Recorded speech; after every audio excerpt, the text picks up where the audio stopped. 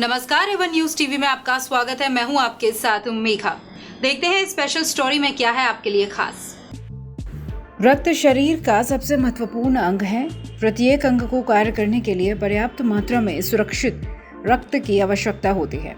रक्त का निर्माण ना तो कारखानों में होता है और ना ही खदानों या वनस्पति से उपलब्ध होता है। जानवरों का खून इंसानों के लिए इस्तेमाल नहीं होता। किसी इंसान को दूसरे इंसान जिसे रक्त की आवश्यकता होती है उसे जीवित रखने के लिए खून देना पड़ता है। 1 अक्टूबर को राष्ट्रीय स्वैच्छिक रक्त दिवस के रूप में मनाया जाता है। नेशनल थैलेसीमिया वेलफेयर सोसाइटी और federation of blood donor organisation of India ने इस दिन कॉन्स्टिट्यूशन क्लब नई दिल्ली में एक राष्ट्रीय कार्यशाला और पुरस्कार समारोह का आयोजन किया। रक्तदाताओं, रक्तदाता संगठनों, चिकित्सकों, ब्लड बैंक अधिकारी सहित स्वैच्छिक रक्तदान के लिए समर्पित लगभग 150 हितधारकों ने 100% स्वैच्छिक गैर लाभकारी रक्तदान और सुरक्षित रक्तदान की कमी के लक्ष्य को प्राप्त करने के लिए रणनीति पर चर्चा करने के लिए पूरे दिन का विचार मंथन सत्र आयोजित किया।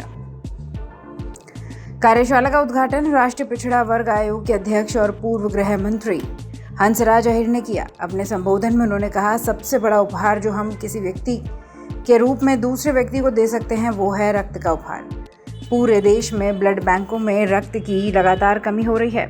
नेशनल थैलेसीमिया वेलफेयर सोसाइटी के महासचिव डॉक्टर JS अरोड़ा ने कहा, थैलेसीमिया, सिकल सेल, हीमोफीलिया और अप्लास्टिक एनीमिया जैसे रक्त विकारों से पीड़ित व्यक्तियों या आघात, सर्जरी, प्रसव या रक्तस्राव की स्थिति जैसे आपातकालीन स्थितियों में रक्त की नियमित रूप से आवश्यकता होती है।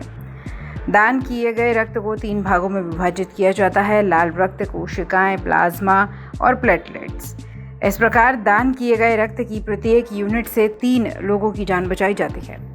भारत में हर 2 सेकंड में किसी न किसी को रक्त की आवश्यकता होती है और हम में से प्रत्येक 3 में से 1 को अपने जीवन काल में रक्त की आवश्यकता होगी। रक्तदान करने से कोई कमजोरी नहीं आती। 18 से 60 वर्ष की आयु का कोई भी व्यक्ति जिसका हीमोग्लोबिन स्तर 12.5 ग्राम से अधिक और वजन 45 किलोग्राम से अधिक हो, हर 3 महीने में रक्तदान कर सकता है।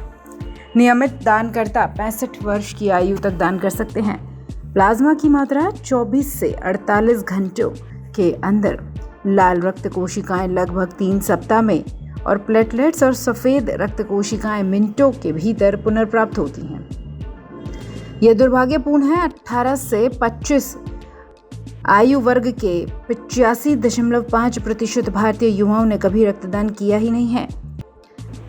FBDOI के महासचिव अपूर्व घोष ने कहा, भारत को 14.6 मिलियन यूनिट रक्त की आवश्यकता है जो पूरी नहीं है। 1 मिलियन यूनिट की भारी आपूर्ति का अंतर है। मानवता के लिए निस्वार्थ भाव से रक्तदान करना स्वैच्छिक रक्तदान कहा जाता है। 100% स्वैच्छिक दान भारत में रक्तदान को बढ़ा सकता है, लेकिन वर्तमान में दान किया गया केवल 70% रक्त स्वैच्छिक आधार पर है और 30% अभी भी प्रतिस्थापन रक्त है।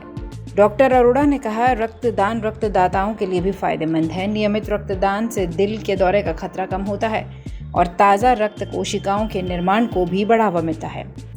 FBDOI की अध्यक्ष डॉक्टर संगीता पाठक ने कहा, चूंकि दाता के रक्त की हीमोग्लोबिन और STD के लिए जांच की जाती है, इसलिए संयोग से दाता में अंतर्निहित एनीमिया और कुछ रक्त संक्रमणों का भी निदान किया जा सकता है। NTWS की उपाध्यक्ष डॉक्टर स्वर्ण अनिल ने अपने संबोधन में कहा, रक्तदान करने से दानकर्ता को सामुदायिक सेवा करने और किसी की जान बचाने में अपनी भूमिका निभाने के लिए भलाई की भावना मिलती है। युवा नियमित रक्तदाताओं और रक्तदाता संगठनों को उनकी प्रेरणा को पहचानने, सराहना करने और प्रोत्साहित करने के लिए सम्मानित किया गया है, ताकि हमारे रक्त बैंकों में पर्याप्त सुरक्षित रक्त हो 24/7/365 उपलब्ध हो।